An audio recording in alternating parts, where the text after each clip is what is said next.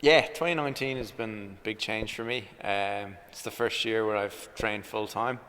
So I stopped working in April, and since then I've spent most of my time across Slovakia, Germany, and China, traveling all around the world to different training camps and competitions. And the main goal is to try and qualify for Tokyo this year. What did you work at? Actually, in KPMG, I still work for KPMG. I'm just on sabbatical at the moment, and after the classification last year, I wanted to try and give it everything for Tokyo, especially having missed Rio.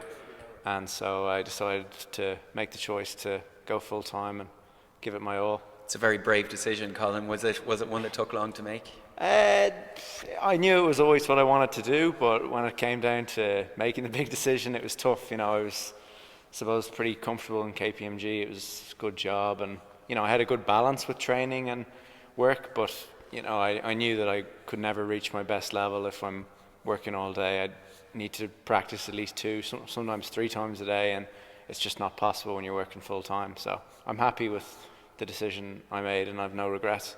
And someone who worked as an actuary had no problem working out the odds and everything when it came to God, table tennis. yeah. I don't know what I'm better at anymore, but I'm enjoying table tennis at the moment, and I'm really happy training full time, and I'm just very keen to give it my all the next few months and hopefully qualify for Tokyo 2020. You mentioned that you've been all over the continent in 2019. Have you been based in Dublin, or where have you been based? I spent a bit of time in Dublin, but the thing is that table tennis is a minority sport here, and there's not really a setup. There's no wheelchair players playing at the moment internationally, and even it's quite hard to find a place to practice during the day. So that's why I made the decision to move to Slovakia during the summer, where there's a lot of wheelchair players and a lot of able-bodied players, and the conditions are a lot better for me and for table tennis. Slovakia is a massive change of scenery. Did it take much adjusting? It was a bit of a shock to the system, yeah, but I got very lucky. One of the guys over there, he's the top player in Slovakia. I was rooming with him, so it was actually a very good environment for me to be in. Kind of two guys chasing the same goal, and that's something I've never had in Dublin here. So I really enjoyed my time there, even though there was lonely times, of course. It's an individual sport, obviously, and there's ups and downs. My results this year a lot of times haven't really went my way, and I've been quite disappointed. But I know that I'm improving, and I'm confident that if I keep going the way I'm going, I'll get to where I want to be. You mentioned that you shared with another player. Is he in your classification? He's not. He's in class 4, and that's a good thing. I hope I'm not in with him, because I don't think we'd be rooming anymore if that was the case. You'd know each other it's dog too well. eat dog, like so.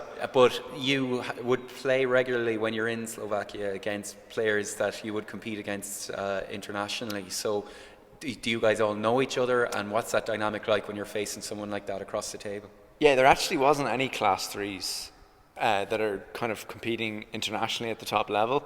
So that kind of suited me, because to be honest, I don't really like practicing with the players kind of that I'm competing with, or if not every day. Occasionally is all right, but no, I got quite lucky. There was class 5, 4, 2.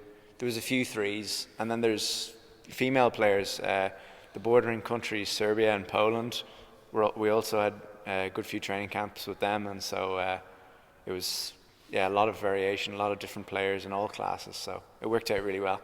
And then after being away to Slovakia, towards the end of the year, you entered into a new competition, which was very exciting. Yes, yeah. There's been a lot.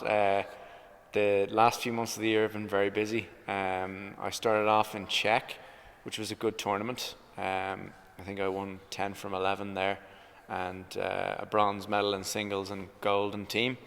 So that was quite good. And then we went on to the European Championships, which I was a bit disappointed with.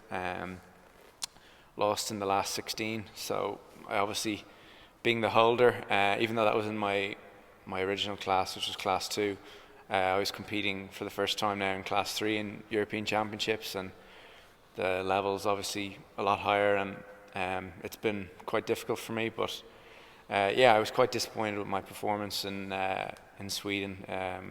Even though I knew it was going to be difficult to win a medal, I didn't play my best, and I was actually quite nervous, which is not something, that I'm normally not too nervous, and so I was quite disappointed with that. But then there wasn't much time to think about it. It was on to Finland then, and that was a better tournament for me. Again, I won bronze and gold in the team, and then again the following week was on to China, which was another tough one. It was slightly better performance, but the Chinese are the best in the world, and it's never an easy place to go. So it was disappointing, I suppose. I had higher hopes. I kind of wanted to move up the rankings more and get some big wins, and that didn't happen. But it was a good experience, and I think it'll stand to me next year when it's the really important time. And you had the Bundesliga as well? Yeah, Bundesliga has been since then, so yeah, I've been all over the place really. The Bundesliga has been really good. I've won 10 from 12 singles matches and 7 from 8 doubles matches. So it's been very good. I have a really good partner. He's in my classification actually, and he's number 3 in the world. So I think we've been a really good team, and hopefully we can definitely secure second place in the league. If not, maybe even push for first. And when does that come to an end? So the next 2 days will be February and March. Next 2 weekends. So yeah, that'll kind of be. And that's in Germany, is it? That's in Germany, yeah, and that's going to be kind of at the same time as my ranking tournaments, which I'm going to be starting off 2020 in Egypt. That's my first qualification tournament, and then I think our Bundesliga, and then Polish Open, again French training camp, and then Italian and Spanish Open are in March, and then we're going to see where I'm at on the ranking list. And then there's going to be a further qualification tournament in May in Slovenia, and that could be very important. That could be where it all happens. But I'm hoping to qualify in my ranking before April and not have to play that tournament. So your ranking can qualify you for the games. What rank do you have to achieve to do that, and where are you now? 13 to be safe. I'm currently ranked 19 at the moment, but there's very little in it. There's also a few players in between 13 and 19 that are ineligible, so I'm not as far as it might seem. There's really not very many points, and one good tournament in Egypt I can be straight back in the mix, so that's kind of what I'm hoping.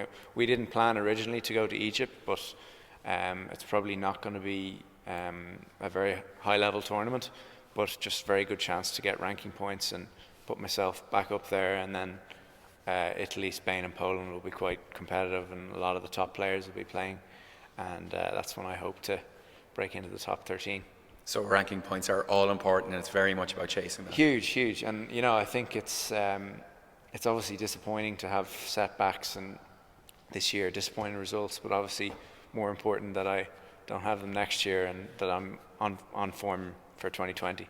So it's fair to say that 2019 was mixed. There were some highs, there were some lows, but it's put you in what seems a good place right now looking ahead to 2020. Yeah, I'm really looking forward to it.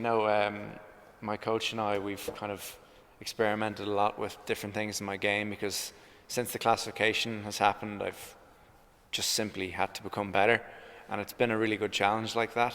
And of course, when you change things around, you kind of feel a bit more pressure on the big day, and I'm really getting used to my new game now, and I'm more comfortable playing, and I'm confident that in a few months' time that I'll reach my peak, and it'll be the ideal time for that to happen. You have clearly got a very good relationship with your coach. He's a high-level player himself, and we've seen today that there's a good bit of banter between the two of you. What's it like having that, and how does that help you? Yeah, Gav has been incredible for me really since he came on the scene. I think he came on the scene back in June 2017, and my first 2 tournaments with him I won 4 gold medals, so it was an incredible start. And then a few months after working with him, that was September 2017, I won the European Championships, and that was all under Gav. So we've had some really good times together, and then this year has been obviously a lot more difficult since the classification in 2018. There's been a lot of disappointing results this year and some tough times, but he's stuck by me, and it's been really difficult. We're kind of shooting in the dark a lot of the time. We don't really have any other players with my disability to look at, and we're just trying to push limits and find what's the best way to play for me, and what's the best level that I can play at. And I think we're finding that now these last few months, and it's only when your back is against the wall that you find these things. You know, when things are going well, you kind of don't tend to question yourself too much. But you know, I'm glad that if there's one big positive that's come out of my classification, it's that, you know, I've challenged myself a lot more. I've asked a lot more questions, and I think I'm definitely going to be better because of it.